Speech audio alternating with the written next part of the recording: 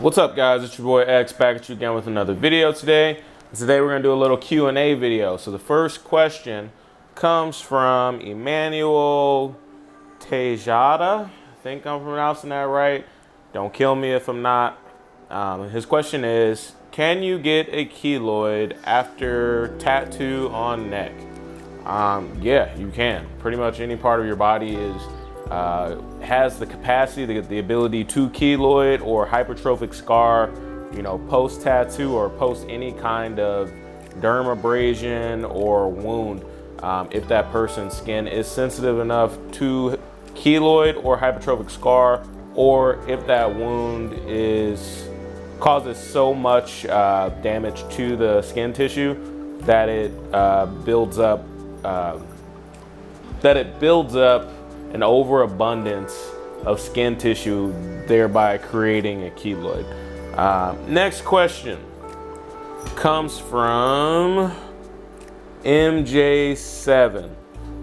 Hey, can you put sunscreen on a finger tat? Great video, by the way.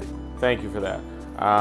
And this one comes from my tattoo advice tips for fingers, feet, and hand tattoos. But yes, you can put sunscreen on a finger tattoo, but you don't want to do it during the healing process. Anytime you're healing any kind of tattoo, you want to just keep it well moisturized, keep it out of the sun as much as you can, and keep it clean. Once it's completely healed and you go out in the sun, yeah, sure. Go nuts with the sunscreen. Apply it at your leisure or whatever's recommended on the sunscreen. Next question comes from Jimmy Marone. I hope I pronounced that right. Says, hi man, what about white ink on black skin? Because this explanation was for white skin. Could you please give your opinion on it? Thanks, man. This one comes from my white ink tattoos pros and cons video.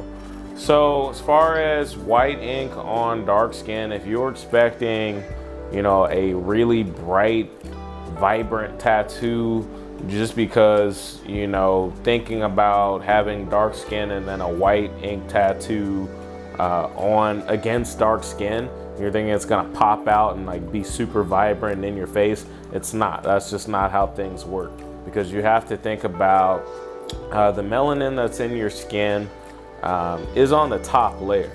And when you put ink into someone's skin, you're going into the epidermis, which is underneath that top layer. So that means the white is only going to be white beneath the skin. So once that skin regenerates, that top layer regenerates, you're going to be viewing that white pigment through that layer of healed skin and melanin, which means it's going to optically mix with the white pigment, thereby causing it to look more discolored. Also, for some reason, with the more melanin you have in your skin, when you put white ink into a tattoo, it has an appearance to discolor at a more inconsistent rate. So that, what I mean by that is, say you have a straight line of white ink on dark skin, you might get parts of it along the line that are brighter than others. And when I mean bright, I'm still not talking white, because once again, we're still saying that it's going to optically mix with the melanin in your skin and, create probably a more yellowish or just slightly lighter pigment skin than what you have.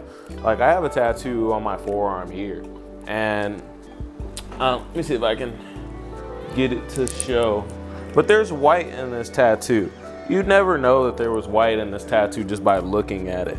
However, it does achieve the goal that was set out, which was to highlight certain areas by brightening the area with a lighter value.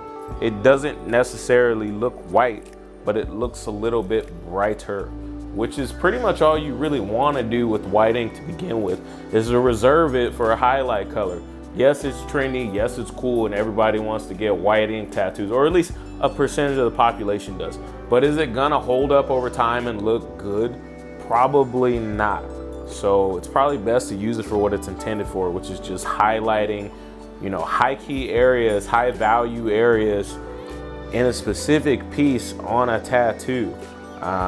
You know, me personally, I try to use white as sparingly as possible, you know, on lighter skin tones as well as darker skin tones. If the piece can hold up well without it, and I don't use it. If I feel like it absolutely needs it to draw attention to, you know, a hot spot, a highlight, something that appears to be wet or moist, like someplace on the nose, someplace in the eyes, someplace in the lips, then that's where it goes exclusively. Because you also have to think about the more white you put into a tattoo, the more cartoony and illustrative it tends to become. So if you're doing realism like what I do, then you want to limit that. If you're doing something more illustrative and you can just blast on white, then by all means do your thing. But if we're just talking from strict basis of just getting a white ink tattoo, that's pretty much what happens on darker skin when you put white ink on there. It's gonna discolor at a different rate, it's gonna look a little patchy, and it's not gonna look white. So that's pretty much that. So that's pretty much the video today, guys. Thanks for watching. If you liked it, hit the like button, please. You know, comment down below, and don't forget to hit the bell for the notifications for whenever I drop a video for you guys. I appreciate it. Goes a long way. You know, channel's still growing. Need people like you that are watching to like, comment, subscribe, please. Keeps me motivated to keep making these videos. So, if you got any questions as well that you want me to answer in a video format, drop it down in the comment below and I'll be happy to fucking make a video about it. So, thanks for watching. See you in the next one.